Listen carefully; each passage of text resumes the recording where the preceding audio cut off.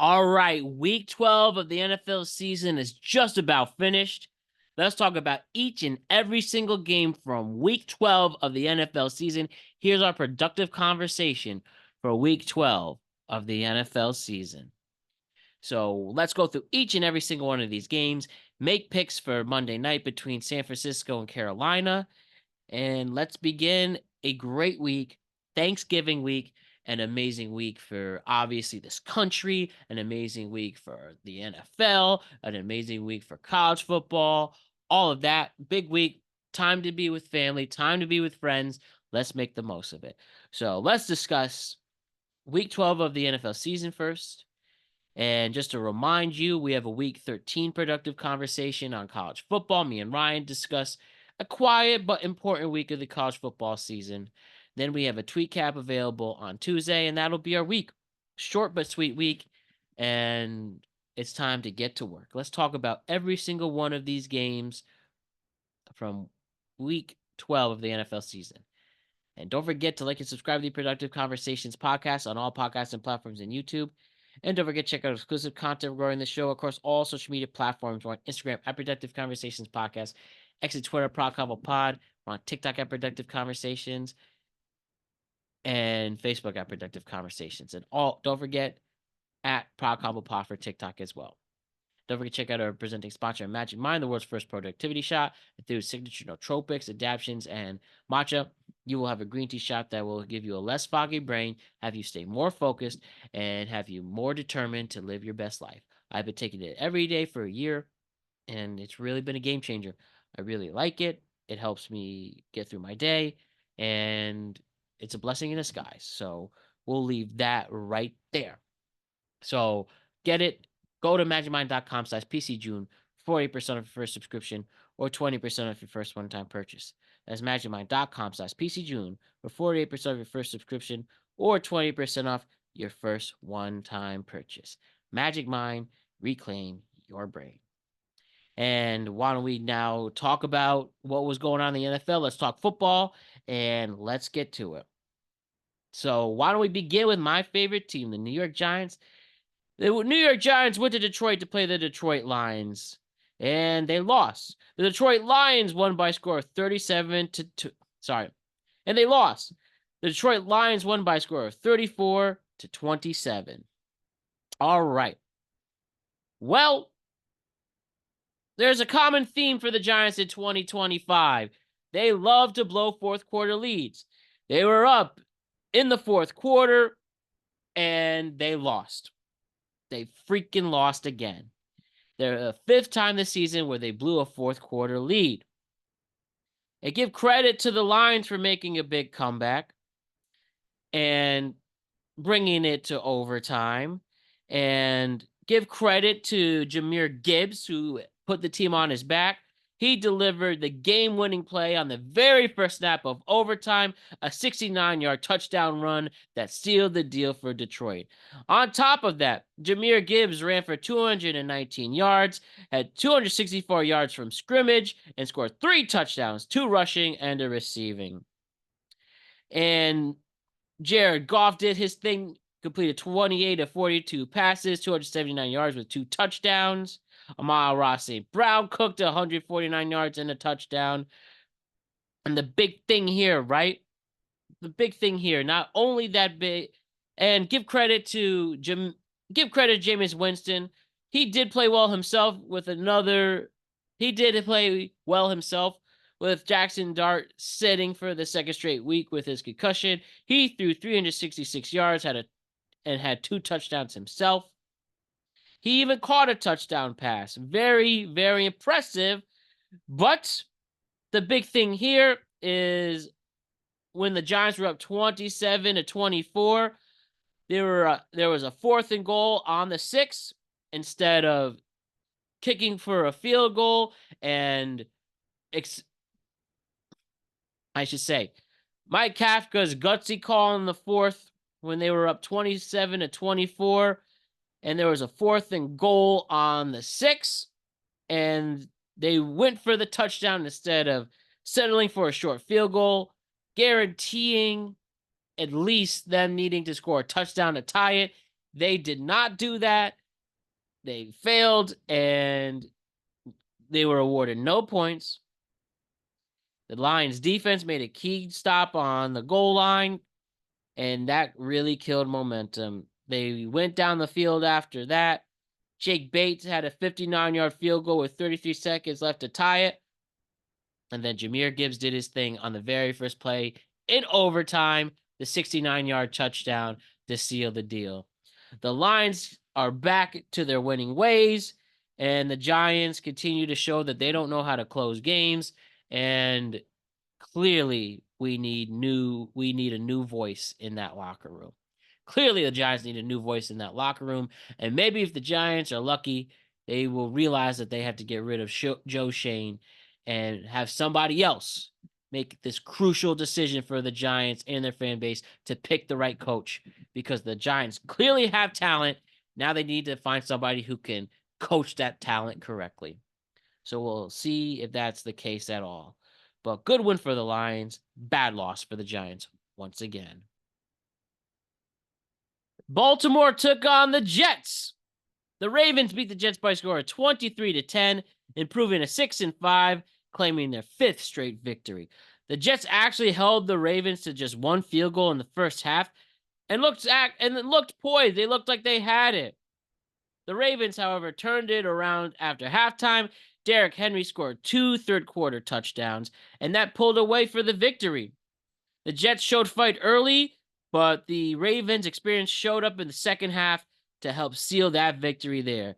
The Ravens are 5-0 and 2 weeks away from their big game against the Steelers. And then 2 weeks after that, another big game against the Steelers to see if that will decide the division. The Jets continue to make mistakes. They continue to miss opportunities. They fumble when they shouldn't. They don't make plays when they have to.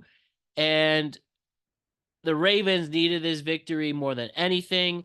And at first, maybe the Jets had some momentum, but clearly they killed it all in the second half, and the Ravens ran away with it. Even with Lamar Jackson, we're still waiting for Lamar Jackson to turn to Lamar Jackson. But when that happens, it'll be interesting to discuss from there on where this team goes. But I do think once Lamar figures it out, they continue to stay healthy, the Ravens will be a force to be reckoned with, especially with a Steelers team that's struggling, a Bengals team that looks lost at times, and then who's the other team I'm missing in that division? Ravens, and in the AFC North. Who else am I missing? And then the Browns are doing what they can, figuring out what they're doing at quarterback and such. But we'll leave that there. Good stuff going on. All right, a very crucial Kansas City Chiefs and Indianapolis Colts game was played in Arrowhead. The Chiefs just edged out the Colts for a 23-20 victory in overtime after erasing an 11-point fourth quarter deficit. Patrick Mahomes stepped up. He threw for 352 yards. Rashid Rice had 141 yards. Kareem Hunt ran for 104 yards and a touchdown. Harrison Butker hit 5 field goals, including the game winner in overtime. That is all the Chiefs needed to get that big victory. Colts had the lead late and control for much of the game, but stalled out. I should say the Colts had the lead and control for much of the game, but they ultimately stalled out late. The Colts had 4 straight 3-and-outs in the fourth quarter, and the Chiefs took advantage of that. It was a flawed performance, but a gutsy win for Kansas City, and they need to stay elite to have a fight. The Colts themselves missed this opportunity to create some separation, maybe establish themselves as a major team in the AFC, but they let it slip, and their owner on the sideline couldn't do much about that. And as I say time and time again, don't take the foot out of football. Harrison Butker's 5 field goals clearly was the difference. It was the only way the Kansas City Chiefs scored, and that's why they won. And they keep their season alive.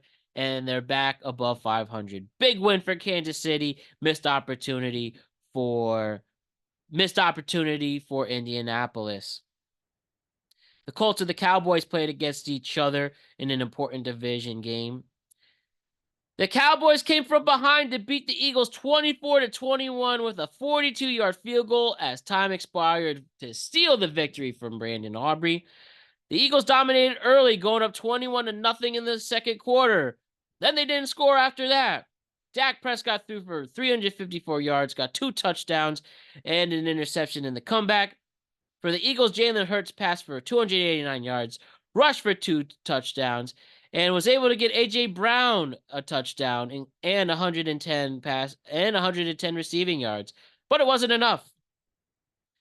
Whether you want to say this was more of a comeback for Dallas or a collapse by Philly, both narratives can be supported, but the momentum swung in Dallas's favor.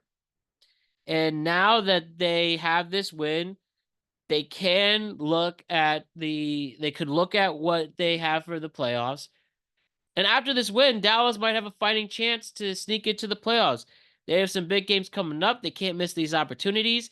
And Philly is adding to their doubts, especially the fact that offense didn't score at all in the second half. That is concerning. But for now, Dallas took advantage of a Philly team that clearly has some problems they still need to figure out. And now we'll see these two fight it out for the division title we will see these two fight it out for the division title as the rest of the season comes to a close. Or I should say, we will see these two battle it out in the final weeks of the NFL season. Who will go out on top? Time will tell. All right, Shedeur Sanders had his opportunity to prove himself once and for all after a full week of practice. The Cleveland Browns took on the Las Vegas Raiders. The Cleveland Browns won by a score of 24-10 on the road against Vegas. Shedeur Sanders made his first NFL start, and he was pretty good. He went 11 of 20, passing 209 yards and got a touchdown. The Browns defense dominated. 10 sacks on Geno Smith, the second most in Browns history. Quinshaw Judkins had 2 rushing touchdowns, including one from the Wildcat formation. Watch out for Judkins. He's quietly had a very impressive rookie season. The Ohio State Buckeye. Good stuff from Judkins there. And the Raiders collapsed once again, despite being at home against a struggling opponent. They got steamrolled by pressure and penalties. And the Browns defense, if only their offense can match the energy this defense is giving them. Myles Garrett gets 3 sacks once again. They'd be pretty lethal. Well, clearly there are some things to figure out on offense. But at the end of the day, the Browns get the victory. And we'll see what happens next week. Who's going in? Dillon Gabriel or Shedeur Sanders? Might as well give the ball to whose hand is hot. Might as well give the ball to the quarterback who has the most momentum right now. And he was able to bounce back from a tough debut in the NFL. And very good stuff, Shedeur. We will see how the media reacts to this. Okay, the Steelers played the Bears without Aaron Rodgers. The Chicago Bears defeated the Pittsburgh Steelers by a score of 31-28. Caleb Williams threw 3 touchdown passes in the game. The Steelers mounted a late charge. They cut the lead to 31-28 with 6:27 left, and they couldn't finish. And I definitely think Mason Rudolph wasn't the guy. They were being cautious, and Rodgers is out. But the Bears' resilience continues. They had their 8th win in 9 games. With Rodgers out, you wonder what the trajectory is. I think you will need to have Aaron Rodgers be the person to lead this offense. And Aaron Rodgers being on the field is important, because I don't think who they have in Mason Rudolph or Will Howard can make a difference with this offense. And even though they kept it close, the Steelers still need to figure out how to finish. So a very interesting game. A young quarterback on the rise versus the future Hall of Famer, who's trying to stay relevant. It would have been nice to see him play. I guess it really wasn't plausible. Maybe there was a small chance, but ultimately the Bears continue to impress people around and they get a big victory that they needed. The New England Patriots and the Cincinnati Bengals played each other. The Patriots edged the Bengals by a score of 26-20, and the Patriots have now won 9 straight games. They overcame an early 10-0 deficit after a pick six from Drake May and losing Will Campbell on the line. They do ultimately make the comeback, however. Give credit to Drake May, who threw 294 yards and a touchdown despite early struggles, and they're the ones to survive. I don't think the Bengals really have a shot to the playoffs anymore. Joe Burrow will come back this week, but unless they win out and get a lot of help, might be a lost season. And also no Jamar Chase either. And T. Higgins got out with a concussion. So the Bengals really suffered in this game. Or at least Joe Burrow will come back to give them something to salvage on. But a lot of work clearly has to be made. Good win for the Patriots. The Bengals hopefully can bounce back from this. All right, the Seahawks played the Titans. The Seattle Seahawks won by a score of 30-24. Sam Darnold threw for 244 yards and got 2 touchdowns. The Titans made some pushes. They had good early drives, but they could have sustained it. And the Seahawks pulled ahead by overtime and held on for the rest of the game. Watch out for Darnold and Jackson Smith-Njigba, who have turned into one of the best 1-2 punches in the NFL. And if only the rest of the offense could keep going with them, but they get a bounce back win after a very tough loss to Los Angeles. Even though LA won, that still separates them by a game. But the Seahawks defense stepped up when they needed to, not just the offense shining, and the Titans' frustration continues. They show effort, but they can't really execute much, and they're probably picking in the top 5, arguably the top 3 once again. Good win for Seattle. Sad loss for Tennessee. We had the Jacksonville Jaguars take on the Arizona Cardinals. The Jacksonville Jaguars win by a score of 27-24 in overtime, despite committing 4 turnovers and 3 despite committing 4 turnovers, which included 3 interceptions by Trevor Lawrence. Jacksonville still pulled it out. Lawrence himself finished going 18 for 30, 256 yards and 3 touchdowns. But again, 3 interceptions is not what you want to see. Jacoby Brissett came into this game. He threw for 317 yards and got a touchdown. The team couldn't close. And the big win was Cam Little, one of the best legs in the game. He got a 52-yarder in overtime to seal it. But they won despite mistakes. This is definitely a win, but this is definitely a win despite mistakes narrative. Jaguars showed resilience and poised under pressure to pull it off. The Cardinals did get good yardage, showed plenty of effort, plenty of execution, but couldn't close when it mattered the most. And give credit to Parker Washington for his late touchdown catch for Jacksonville, and Michael Wilson's 118 receiving yards for Arizona definitely deserve shout-outs too, but the better team ultimately won in Jacksonville. The Falcons took on the Saints in this important game. The Falcons defeated the Saints by a score of 24-10. Falcons snapped their 5-game losing streak, got their first win in the NFC South, and even without Michael Penix Jr., the Atlanta Falcons were able to get a good win with Kirk Cousins in there. The momentum shifted for the Falcons. Maybe could get some confidence back. Saints just continue their issues in a tough first year for Kellen Moore as the head coach of the Saints. And just really will leave it at that. It's just 2 struggling teams who hopefully can finish the season strong, but ultimately the win went to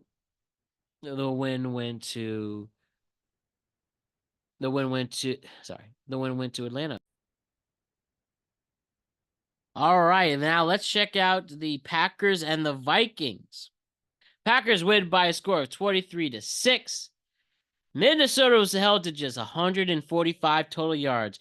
JJ McCarthy went 12 for JJ McCarthy went 12 for 19 for only 87 yards through 2 interceptions and was sacked 5 times. And he might have even sacked himself. Micah Parsons and Devontae Witt had, and Micah Parsons and Devontae Wyatt each had 2 sacks for each other. Micah Parsons and Devontae Wyatt each had 2 sacks. Packers got multiple takeaways. Isaiah McDuffie and Evan Williams each had an interception. And in the red zone, Green Bay stopped Minnesota on 4th and short to force a turnover on downs, and they were a mess throughout this game. Let's be real. Manuel Wilson started for the injured Josh Jacobs. He ran 28 times for 107 yards at a career high for him, and scored 2 1-yard rushing touchdowns. Manuel Wilson ran 28 times for 107 yards and ran for 2 touchdowns. Jordan Love was efficient, 14 for 21, 139 yards. Not flashy, but enough to give the win. And Christian Watson was his big target there. But the Packers recovered a muffed punt by Minnesota in the third quarter, which set up another touchdown for Wilson.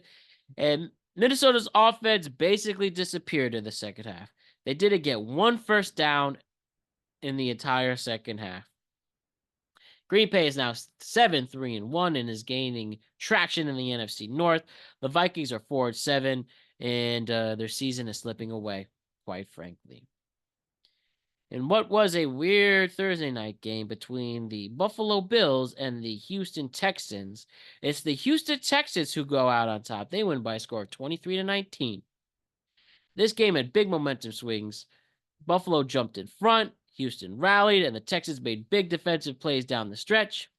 Give credit to Ray Davis, who returned a kickoff for 97 yards for a touchdown, giving Buffalo the lead.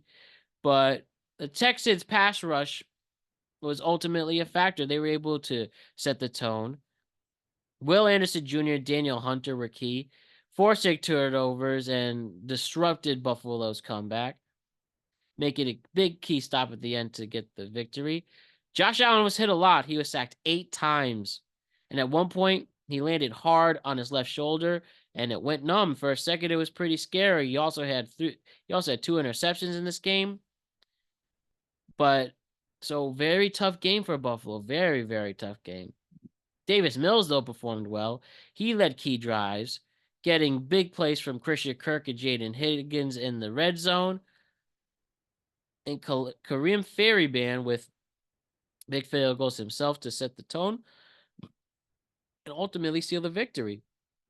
For Houston gets a big win at home, improves their playoff positioning, and even amongst the injuries and not having CJ Stroud, they're still staying competitive and winning important games.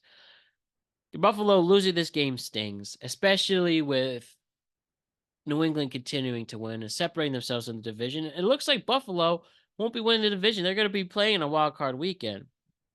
And they take their shots, but a lack of a major receiver and not protecting Allen, you wonder why Buffalo, it looks so bad, quite frankly. Bad job. Bad job. Allen's pressure issues and protection breakdowns are concerning. Buffalo needs to store up on the offensive line and prevent any major late game collapses. And we can finish our discussion of the games with the Rams and the Bucs. The Rams win by a score of 34-7.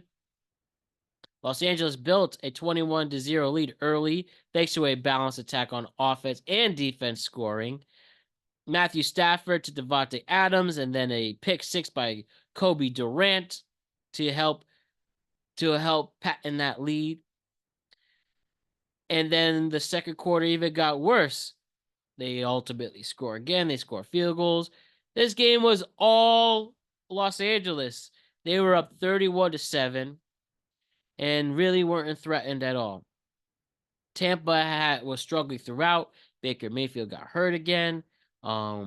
Baker Mayfield got hurt. They are without Bucky Irving.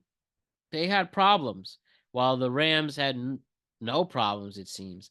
The Rams now are on a 6-game winning streak, and with this win and the Eagles lost, they now sit at first place in the entire NFC. And as I said early on, very early on, I really like this Rams team. I think they're going to win the NFC as long as they stay healthy, continue getting takeaways with this underrated defense, and everyone clicking from the running game, receiving game, and an amazing quarterback play from Matthew Stafford. This Rams team cannot get stopped. Watch out for what they're doing. They're going to be a big threat in the NFC, especially now if they get home field advantage and that first round bye. Pay attention to what Los Angeles is doing. You will see that this is a damn good football team. Okay. So that will finish that. Why don't we now make our picks for the 49ers and the Rams, and then we will say goodbye. As I get my notes ready, just a reminder, we have a college football we have a college football weekend review available. Week 13 of the college football season. Me and Ryan discussed that, available on all podcasting platforms and YouTube. And on top of that, we could discuss the podcast. Excuse me. On top of that, I just want to remind you we have a tweet cap that will be available on Tuesday as we recap the biggest trending stories over the weekend. And that will be available on Tuesday, and that will complete the week. From there, we will be back again on Sunday, late Sunday, early Monday, to discuss week 14 of the college football season, the final week of the regular season, and then the NFL with week 13. So, yeah, it's getting close. We got to get ready. So, let's do exactly that. All right, cool. So, as I said, so that'll be our week. So, college football and NFL available on all podcasting platforms, YouTube, tweet cap on Tuesday, then back next week. So the Panthers and the 49ers play each other. San Francisco's going to host Carolina. Remember, a good Carolina team. They're coming in 6-5 versus 7-4. A 7-4 San Francisco Giant. Sorry, San Francisco Giant. San Francisco 49er team. San Francisco's opening as a 7-point favorite. And I think this is going to be their day. Watch out for this game because I think San Francisco can make a statement. They clearly need this game, especially after the Seattle and Los Angeles wins. They don't want to fall back more behind in the division. And I think being at home, prime time, that will inspire them to take this game very seriously and, heck, maybe even run away with it. So give San Francisco the -7 points as your spread, while Carolina's definitely improving their culture. Their coach way better, and Bryce Young seems more confident in his play. I think that will still cause some issues later on for them, and I don't think that they can really muster up anything there. So steep spread, but I think San Francisco could cover the 7 points. So give me the points there. That'll complete this week 13. This will complete the week 12 recap of the NFL season. I will see all of you on Tuesday, and I will see you all next week to discuss the next week of the NFL season, week 13, and then week 14 college football. So lots to do, lots to get ready for. Most importantly, relax and enjoy these crucial and important NFL games that will take place this weekend. So we'll see you then, and we'll talk more NFL next week. Peace, all the love.